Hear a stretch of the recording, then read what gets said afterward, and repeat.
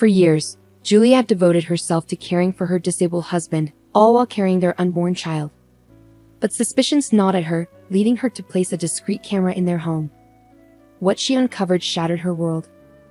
Meanwhile, in the office, oblivious to the passing time, Julia was engrossed in her work. Sketches littered her desk as she diligently crafted designs, her mind consumed by the project. It was only when her boss, Mark, appeared with concern etched on his face that she snapped back to reality. "Julia, dear, it's time to take a break," Mark gently admonished. "You've been here far too long. Simon needs to be picked up from school." With a jolt, Julia realized the lateness of the hour. "Nearly 7 already? I must hurry," she exclaimed, hastily gathering her belongings. "And we must discuss the new children's book cover design later. Traditional meets contemporary, remember?" As Julia rushed to the bus stop, Mark marveled at her dedication and multitasking prowess. He admired her not just as a colleague but as a person, captivated by her resilience amidst life's challenges. Yet, as he gazed into her somber eyes, Julia's focus remained steadfastly on her family, leaving Mark to ponder in solitude. Rushing into the Karate Academy, Julia found Simon anxiously waiting in the changing room. He sighed with relief upon seeing her, expressing his worry. "Mom, I thought you forgot about me. Everyone else's parents have already picked them up." Embracing him tightly, Julia apologized. "I'm so sorry, sweetheart. Work held me up. Let's head home now. How was school? Did you get a lot of homework?" As they made their way home, Simon shared proudly that he had finished his homework while waiting. Julia praised his responsibility. "You're truly remarkable, my dear. Always so dependable and excelling in school. I'm incredibly lucky to have you." Yet, both of them felt the absence of Julia's late husband, Simon's father, whose passing left a void in their lives. Upon their return, they found Octavio, Julia's current husband, reclined on the couch, visibly irritated, flipping through TV channels. He grumbled, "Took you long enough. I've been starving since lunch. Nobody cares about me. I'm just a burden." Worried, Julia inquired about Octavio's well-being. "Why are you speaking like this? Is your leg bothering you? I'll whip up dinner quickly and prepare a compress for you, I promise." Octavio's demeanor softened as he waited for his meal, while Simon, frustrated by Octavio's lack of consideration for his mother, headed to the kitchen to assist Julia, peeling potatoes and slicing tomatoes. Julia praised her son, grateful for his help. Since Octavio's illness, Julia's life had become an ongoing struggle. Balancing the care of her son, the demands of her job, and the needs of her sick husband left her with no time for herself, perpetually drained and exhausted. In the workplace, Julia commanded deep respect and admiration from her colleagues. Her dedication was unwavering, infused with compassion and boundless enthusiasm. But the roots of her story stretch back much further. Julia, the youngest in her family, faced profound loss early in life. Her parents, aged and frail, departed, leaving her feeling adrift in her spacious apartment bedroom. Yearning for moments shared with her mother, longing for words of encouragement and paternal affection, Julia found herself navigating a world now devoid of their presence. Amidst this tumultuous period, Julia encountered Tony, her first husband. A soldier by profession, Tony's deployments often kept him far from home, punctuated only by brief reprieves. Their love blossomed swiftly, culminating in marriage. Julia stood faithfully by his side, enduring the agonizing stretches of his absence. With the birth of their son Simon, Tony vowed to retire from his perilous occupation. Tragically, that pledge remained unfulfilled. Tony never returned, leaving Julia a widow at the tender age of 25. Though the mornings were fraught with sorrow, Julia found solace in the unwavering love of her son and the refuge of her work. Years later, Julia's path intersected with Octavio, a man of striking contrast to Tony. Secure and charismatic, he courted her with poetic gestures and bouquets of flowers. Unwittingly, Julia found herself falling deeply in love. Octavio proved adept with Simon, and their bond led to marriage, buoyed by Octavio's steadfast insistence. As a builder, Octavio's work often necessitated travel, providing financial stability to their home. However, murmurs of skepticism swirled among Julia's colleagues at the workshop. Rose, a trusted confidant, voiced concerns, questioning the nature of Octavio's frequent absences and the secrecy surrounding his past. Julia, bristling at the insinuations, defended her husband's honor, urging her colleagues to desist from unfounded speculation. "Please stop," she implored. "Octavio has his reasons for guarding his past. It's not for us to pry. He provides for us, and that's all that matters." And rest assured, our family is expanding with the arrival of our new baby. Simon is overjoyed at the prospect of a sibling. However, tragedy befell Octavio during his work at a construction site in a nearby city. A fall from the third-floor scaffolding left him with severe injuries to his leg and ankle. Despite returning home with a cast, his mobility remained compromised long after the accident.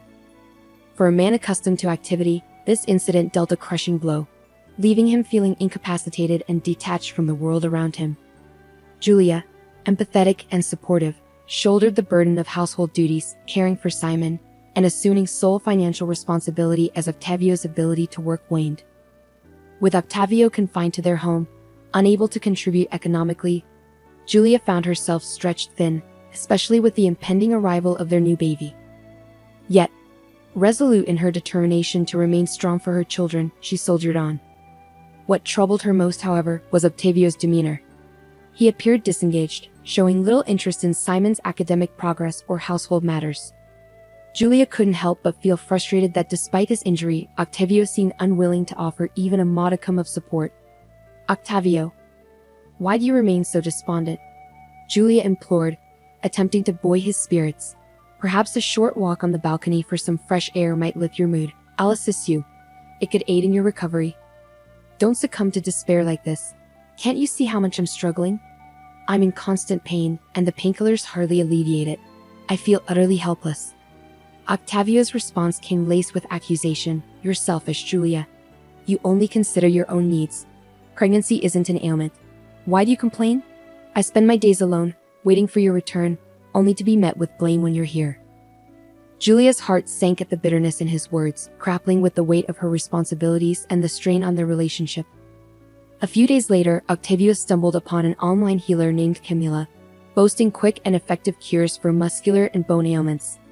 Despite Julia's attempts to dissuade him, Octavio remained convinced of the treatment's efficacy.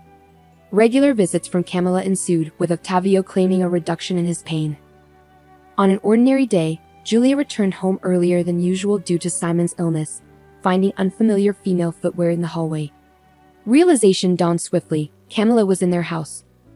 The closed kitchen door piqued Julia's curiosity, prompting her to eavesdrop on Octavio and the supposed healer's conversation. What she heard left her reeling. Octavio's discontent spilled forth as he lamented, "Camila, I can't go on like this. Pretending to be infirm is exhausting. My back aches from lying around all day, and I've even put on weight. When will we rid ourselves of Julia and her son? She's already growing tired of me, but I can't wait to claim this magnificent house as my own." Attempting to assuage Octavio's impatience, Camila cautioned, "Rushing this will only invite suspicion, especially now that Julia's pregnant. We must proceed carefully. You'll need to care for the unborn child to avoid arousing suspicion as a widower. Patience is key. We've narrowly escaped detection before. Obtaining reliable poison is imperative. Administer it gradually in their tea, ensuring their demise appears as severe poisoning. No traces must remain. In a month, they'll be gone, and you'll be free." A shiver raced down Julia's spine as she absorbed the sinister plot unfolding before her. Her colleague's suspicions about Octavio had proven tragically accurate. Her immediate impulse to confront them battled with the need for concrete evidence. She couldn't risk their escape. "He never loved me. Our marriage was a facade," Julia realized bitterly. "His reaction to my pregnancy wasn't joy, it was dread. I've endangered Simon by leaving him in Octavio's care."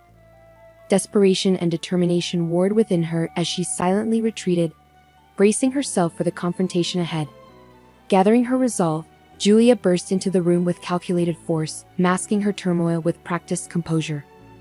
"Hello, I'm back," she announced, steeling herself for the tumultuous ordeal ahead. As Julia stepped into the house, the kitchen door creaked open, revealing the healer. "Good afternoon, Julia. Our session just concluded. Your husband is showing signs of improvement. I'm doing everything in my power to aid his recovery," the healer announced. Julia, though shaken, maintained her facade of composure. "Thank you. I'll settle the payment in 2 days when I receive my salary. We'll settle the fees for both sessions," she replied calmly. With a nod, the healer departed, leaving Julia to confront her husband. Engaging in strained conversation with Octavio, Julia tended to his needs before checking on Simon, citing exhaustion and a throbbing headache. She was appalled by Octavio's deceit and the depths of his betrayal. The following day at work, Julia found herself consumed by distress, retreating to the privacy of the bathroom to weep. Lost in her turmoil, she was approached by Mark, whose concern was palpable. "Julia, forgive me if I'm prying, but something's clearly troubling you." "It pains me to see you like this," he remarked gently. Surprised by Mark's empathy, Julia divulged her harrowing ordeal. With a history of trust between them, she poured out her fears and uncertainties. "I feel trapped, Mark. It's like living with a traitor and a potential murderer. What should I do? How can I seek justice and safeguard Simon and myself?" she implored. Mark's response was resolute. "Julia, we must involve the authorities. I'll reach out to a reliable investigator I know. Share everything with him. He'll provide the assistance you need. Additionally, I have a plan. Discreetly tamper with Octavio's wheelchair, removing the screws, and leave a concealed recording device. If he's feigning his condition, he'll reveal it when the chair collapses. That'll be the evidence we require. I'll coordinate with the police for swift action. Remember, you're not alone in this." Empowered by Mark's support, Julia felt a surge of relief. With guidance from the investigator, her fear abated somewhat. She resolved to meticulously gather evidence against Octavio and the fraudulent healer, heeding the investigator's advice to exercise caution, preparing her own food and drink. Yet, with each encounter with Octavio, her resentment and fury simmered beneath the surface, fueling her determination to expose the truth. That night, Julia meticulously tampered with Octavio's wheelchair, carefully removing the screws and setting up her cell phone to record. As Octavio leaned on the chair, the wheels gave way, causing him to tumble. Swiftly rising to his feet, he attempted to maintain his ruse. Simon, drawn by the commotion, dashed into the room, jubilantly exclaiming, "Uncle Octavio, you're not sick anymore. You're cured. How amazing." Julia's applause was laced with sarcasm as she addressed Octavio. "Indeed, Simon, it appears the healer's sessions are yielding miraculous results. Just look at Octavio's sudden agility. How could you deceive us like this? Why pretend to be ill?" Octavio, caught off guard, feigned discomfort, attempting to salvage his facade. But Julia's patience had worn thin. "Enough of this farce, Octavio. Your deceit is laid bare. There was never any injury, it was all a fabrication." Before Octavio could concoct a response, the doorbell rang. Simon rushed to answer it, ushering in Mark accompanied by a police officer. Informed of the plan, Mark wasted no time in springing into action. Together, they swiftly immobilized Octavio, thwarting any chance of escape. The police officer wasted no time in issuing a stern declaration. "Octavio Martinez, you and your accomplice Lucia, also known as Camila, are under arrest for attempted murder against Julia and Simon. Further investigation has revealed similar schemes in multiple cities, exploiting vulnerable individuals for personal gain. Your malicious intent will not go unpunished." Octavio's protests fell on deaf ears as the investigator intervened, silencing him. "Your theatrics won't save you, Octavio. Julia has provided damning evidence of your fraudulent recovery, and your accomplice has already confessed. Your time for deception is over." Julia, still reeling from the shock, watched as Octavio was escorted away, her heart heavy with the weight of betrayal. As the chaos subsided, Simon approached Mark, displaying a maturity beyond his years, a silent testament to the resilience of youth. "Thank you for helping Mom. Uncle Octavio is bad. I don't like him. He doesn't love Mom or me." "He's not coming back," Simon stated solemnly. Mark replied with equal gravity, "No, Simon, he's not coming back. And I'll be around if you'll have me because your mother needs support now." Simon's innocent smile brightened the room. "Sure, come visit us more often. You're like a movie hero unmasking Uncle Octavio," he quipped. Recognizing the need for privacy, Mark suggested, "How about you watch a cartoon? I need to talk to your mother. It's adult stuff, probably boring for you." Understanding, Simon headed to his room as Mark turned his attention to Julia. He enveloped her in a comforting embrace, his voice gentle. "Don't torment yourself anymore, Julia. It's all over. Octavio and his accomplice will be in prison for a long time." Julia, almost in a daze, murmured, "Why do I have such bad luck? My first husband died. The second was a criminal, and now I'm pregnant with his child. Why can't I find a decent man? Is it me?" Mark's response was steady and reassuring. "Don't you see who's been by your side all these years? You're searching for happiness in distant places without realizing what you already have. I've always loved you unconditionally, Julia. I would never betray you. Look around. I don't want to pressure you, but know that I'm here." Touched by his sincerity, Julia finally allowed herself to trust. She embraced him gratefully. "Thank you for being here, Mark, for everything. I don't know if I can reciprocate your feelings, but I'm willing to get to know you better. And who knows what the future holds." Mark's response was filled with understanding. "Don't worry, I have great admiration for you, and above all, I want to be your friend, someone you can trust. If it doesn't work out romantically, that's okay. But at least let me be there for you. I don't want you to leave my side, Mark. I just need time to process all this. But I definitely want us to get to know each other better," Julia confessed. From that moment on, Julia's life began to take a turn for the better. Despite the challenges of pregnancy and lingering doubts, Mark remained a constant source of support. Their bond deepened, and eventually Julia realized that Mark was the loving and reliable partner she had been searching for. She divorced Octavio and married Mark, finding happiness in the warmth of his love. She had always harbored dreams of a loving family, even though she initially dismissed Mark as merely a man of charming words. However, time proved him to be a steadfast and affectionate partner, both to her and to Simon. Their workshop thrived, and Mark's business ventures occasionally took him away on trips to negotiate clothing sales in other cities.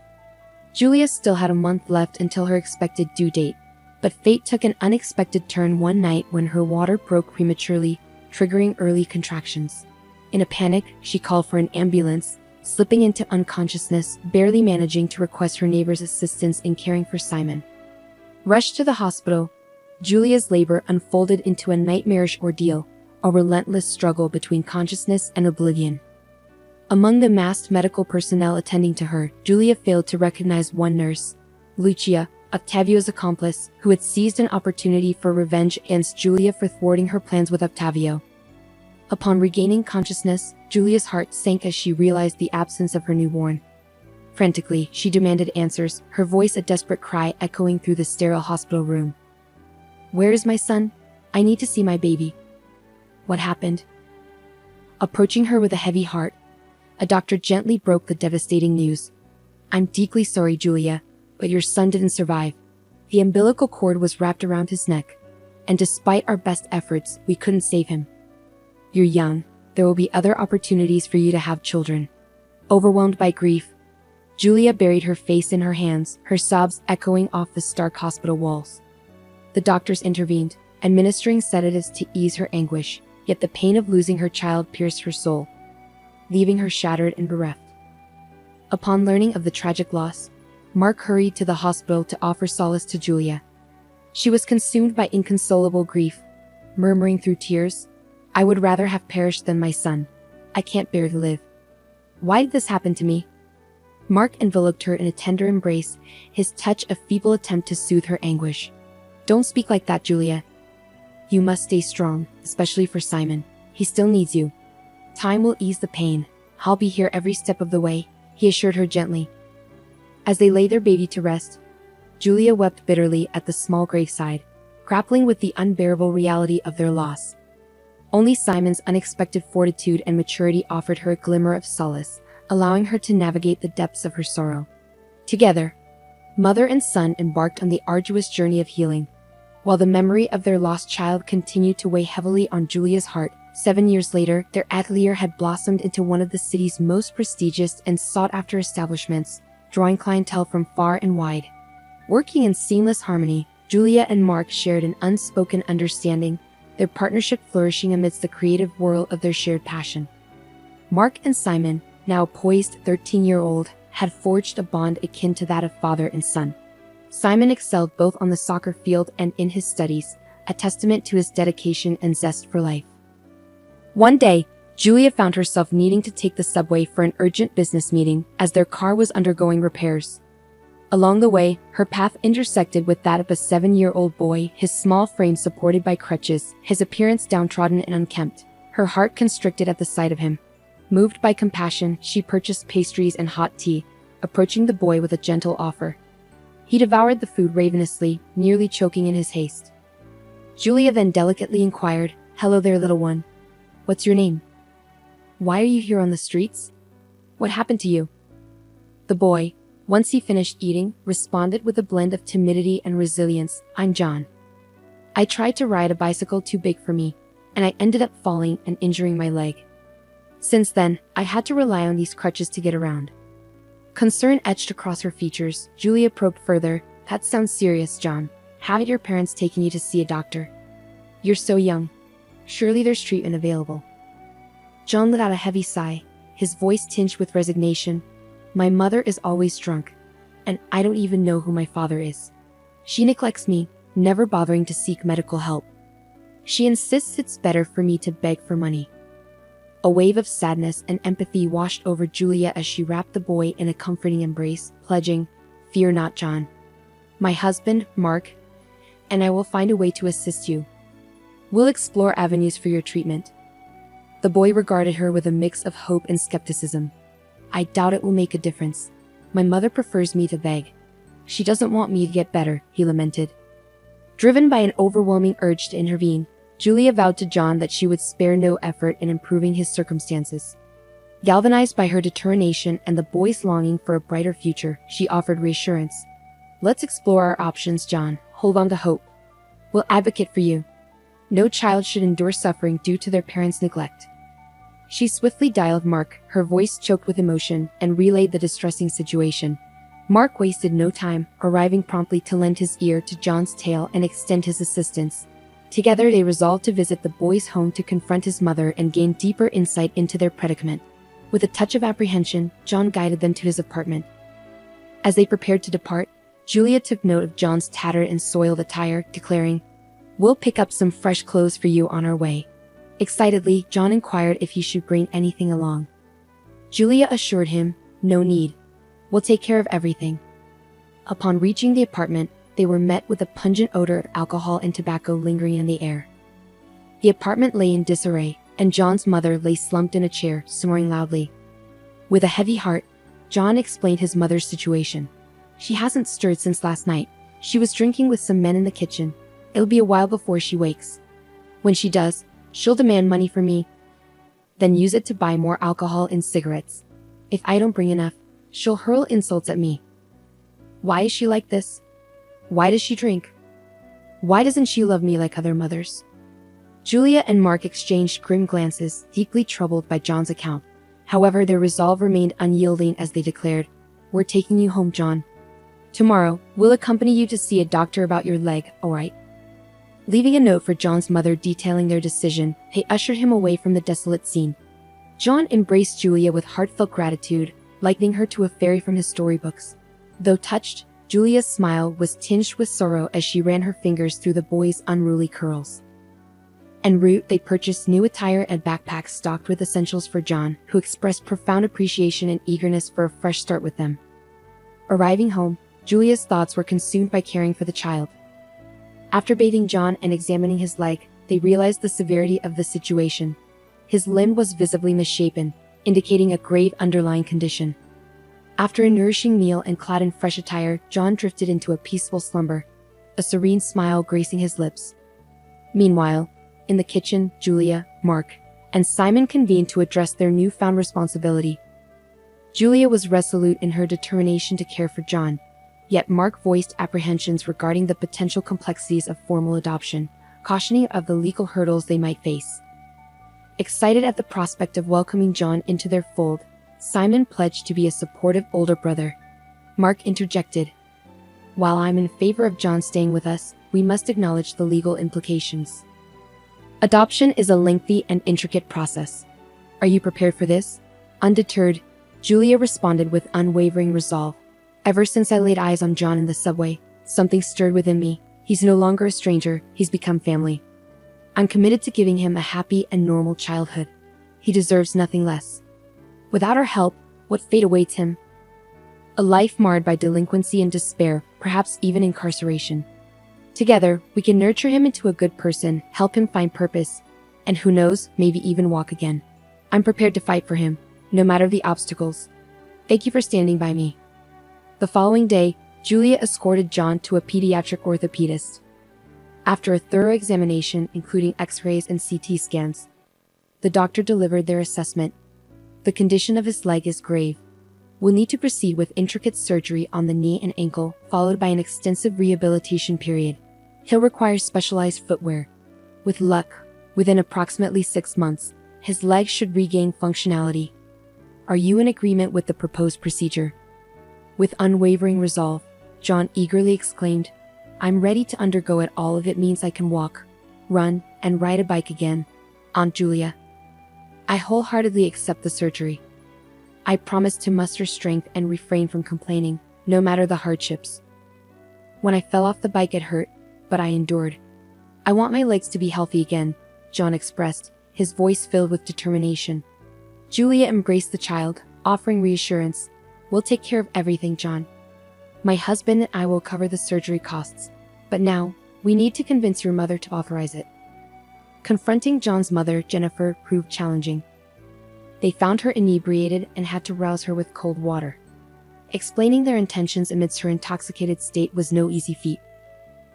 They discussed the medical consultation and diagnosis, but Jennifer, irate and intoxicated, protested vehemently. "Who are you to decide for my son? I'm his mother, and I won't allow you to lay a finger on him. He's my bread and butter. Give him back to me this instant." Attempting to reason with her, Julia pleaded softly, "Can't you see? You're consigning John to a life of hardship. Doesn't your son, who struggles to walk, deserve compassion? Have you considered his future? Please, let the surgeon intervene. He deserves a chance at a healthy life. Can't you feel anything as a mother? We'll handle all the expenses. We just need your consent." Unmoved, Jennifer retorted, "Don't meddle in my affairs. You didn't give birth to him. I said no. If you don't return my son, I'll call the police and accuse you of kidnapping." Fed up, Mark slammed his hand on the table, his frustration evident. "Go ahead, call the police. We'll show them the conditions you're subjecting your son to. John will be placed in a shelter and you'll forfeit your parental rights. Sign the consent now. Consider this a wake-up call. Your priority seems to be alcohol." With a pointed gesture, he presented bottles of alcohol alongside some food, silently challenging the negligent mother to reconsider her stance. Jennifer quickly assessed the situation, signing the papers without hesitation, but not without lamenting. "Why are you doing this to me?